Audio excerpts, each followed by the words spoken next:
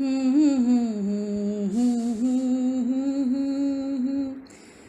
ला ला ला ला ला ला अबे ला। ये तो वो गजल है ना मोहम्मद हुसैन अहमद हुसैन की।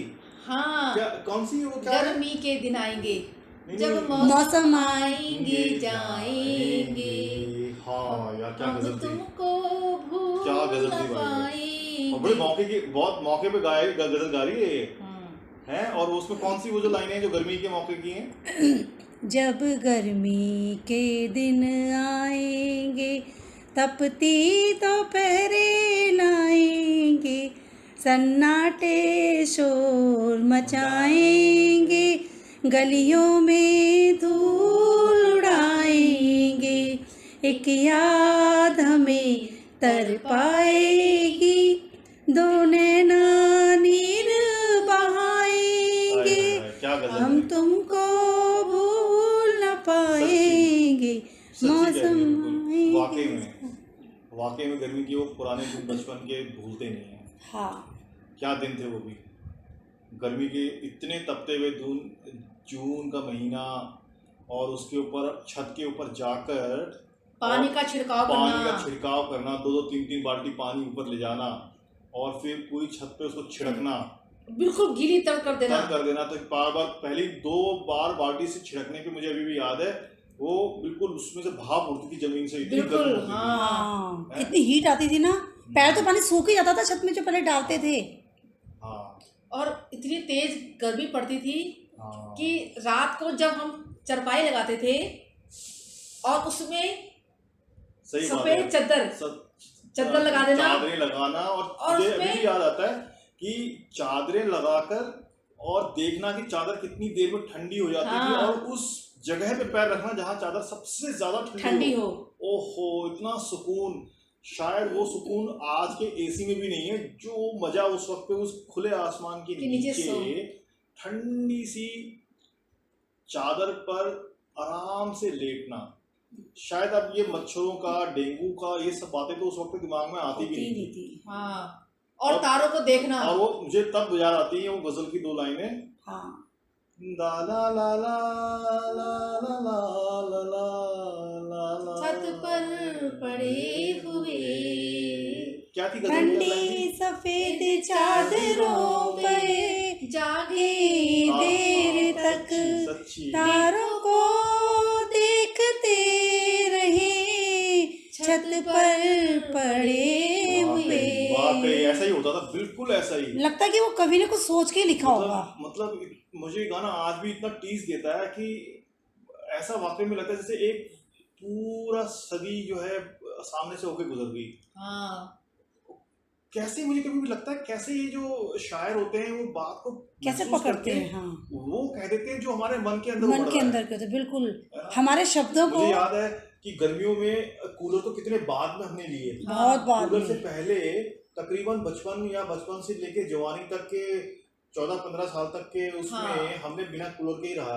हाँ, और हम अकेले ही नहीं थे, बहुत सारे लोग थे, तकरीबन वो पूरी कॉलोनी में शायद ही हाँ, कदर के लोग के पास जो थे कूलर थे। कूलर थे। और एसी की तो बात ही भूल जाओ। एसी बात हो जाओ तो और मुझे तो लगता है एसी के लिए वहां पे उतने उस वक्त पे ट्रांसफार्मर भी ऐसे नहीं थे, अगर किसी ने लगाया तो हाँ, फूक जाता। हो जाता। वो वहीं लगते थे जहाँ पर 2 रूम वाले 3 रूम वाले हाँ, मकान थे। वो तो मतलब कमाल की चीज थी कि कूलर भी नहीं था। हाँ, और मतलब गर्मी की दोपहरें और ऊपर छत में लेटना, और एक घर में उस वक्त पे लोग भी बहुत रहते बहुत थे, बच्चे भी होते थे, बहुत बच्चे सारे। भी होते थे, और सब मिलजुल के पड़ोस अड़ोस सब मिल के रह रहे थे। कोई किसी के अंदर किसी तरह की कोई मतलब आपस में ऊंच नीच का दिमाग में नहीं आता था। हाँ, कोई ये नहीं था कि वो गरीब है वो अमीर है। हाँ, सब आपस में मिलजुल के 4 लाइन पे चरपाइयाँ लगी हुई, पूरी छत।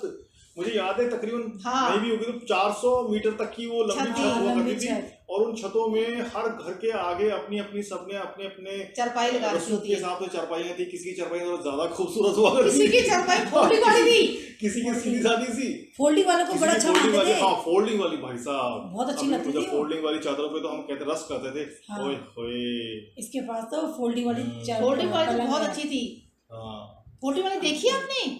तुमने देखी अभी फोल्डिंग वाली चरपाई? नहीं तो तुमने नहीं देखी? बिल्कुल नहीं देखनी चाहिए।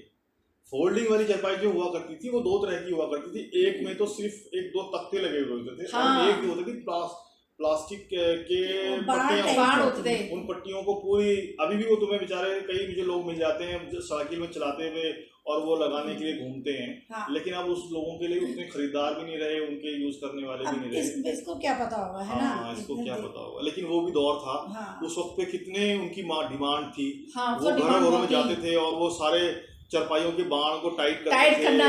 उनको पूरा बदलते थे। हाँ। और वो भी एक काम हुआ करता था। और उसके साथ जुड़ा हुआ एक और भयानक काम हुआ करता था, खटमल को मारना। उसमें गरम गरम पानी देना।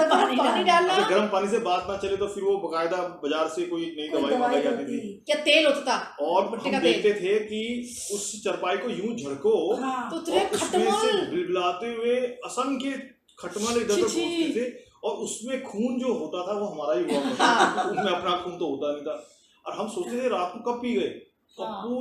पूरी चरपाइयों पे उनका सबसे एक गर्मियों में ये काम बहुत ज्यादा उठ जाता था। और दूसरा कि जाओ और लाठी से पीटते रहो हाँ, उनको। पीटते रहो। अरे तुझे याद है बेटा हाँ। मुझे भी याद है। डंडे से पीटते थे हम। हाँ, और ऐसे करते थे जिसकी खाट में खटमल होते थे कहते उनकी दूर खाट करो। को बोलते दूर करो अपनी दूर खाट करो, को। क्योंकि उससे सर जाते थे आपकी खाट में। हाँ। ये कुछ ना कुछ जैसे डेंड्रफ जैसे सर पे होता है ना, वैसे ही ये खाट पे खटमल होते हैं। हाँ। और उसमें ऐसे मुझे लगता है कि अब वक्त के साथ खटमल भी गायब हो गए होंगे, है ना? हाँ, नहीं, गायब तो कुछ नहीं होता। ये जरूर है कि वो चीजें ही गायब हो गई जिन चीजों के अंदर वो हुआ करते हाँ, थे। तो फिर उसका अस्तित्व भी खत्म हो गया हाँ, लगता ना है। वो खाटे रही। खास तौर पे दिल्ली में तो शायद नहीं रही, कुछ शहरों अच्छा। में, देहातों में हो सकता है कि खाटे हों। और रात को एक चीज और भी थी, जब हम तारे को देखते थे कितनी सारी कहानियां बनती थी उससे। हाँ, तारे सप्तऋषि ढूंढा करते थे। अरे देखो वो सप्तऋषि निकल आया। चांद को देखते हुए अक्सर खो जाते थे कि चांद के अंदर कोई रहती होगी बुढ़िया, हाँ। कोई कहानी सुनाती होगी, या फिर चांद के अंदर क्या होता होगा। और फिर और कोई तारा टूट के कभी कभी नजर आता था तो वो हाँ, टूटा हुआ तारा। और पता क्या बोलते थे, कहते कि अपनी कोई विश मांग विश लो। मांग लेते हैं, पूरी हो हाँ, जाएगी। अक्सर उस वक्त पे एग्जाम हुआ करते थे कई बार लोगों के, तो हाँ, एग्जाम ऐसे में अच्छे नंबर्स के लिए मांगते थे विश।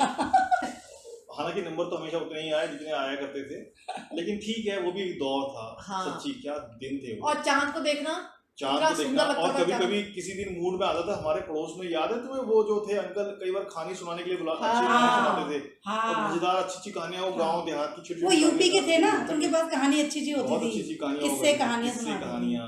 वो भी क्या दौर था। खैर, जो भी है अच्छा था। बहुत दोस्तों, ये था एक आपस की बातचीत का छोटा सा अंश गर्मी के उन दिनों के बारे में जब गर्मियाँ ना केवल बहुत ज़्यादा गर्म हुआ करती थी बल्कि बहुत ज़्यादा हसीन भी हुआ करती थी। ऐसी ही कुछ बातों को लेकर फिर से आपके सामने हाजिर होंगे। ये बातचीत जो हमारी आपस की थी, ऐसी ही कोई बातचीत ज़रूर आपके बीच में भी होती होगी। शायद हमारी बातचीत से आपकी बातचीत का सिलसिला शुरू हो जाए आपके घर के अंदर। कैसी लगी ये बातचीत हमें ज़रूर बताइएगा। और हमें सब्सक्राइब करना ना भूलें। आप सब्सक्राइब करेंगे, इससे हमें भी थोड़ा मोटिवेशन मिलता है, तो प्लीज़ हमें सब्सक्राइब करना ना भूलें। फिर से हाजिर होंगे एक नई बातचीत, एक नया किस्सा लेके, जिंदगी के झरोखे से। देखते रहिए, जुड़े रहिए, खुश रहिए। नमस्कार।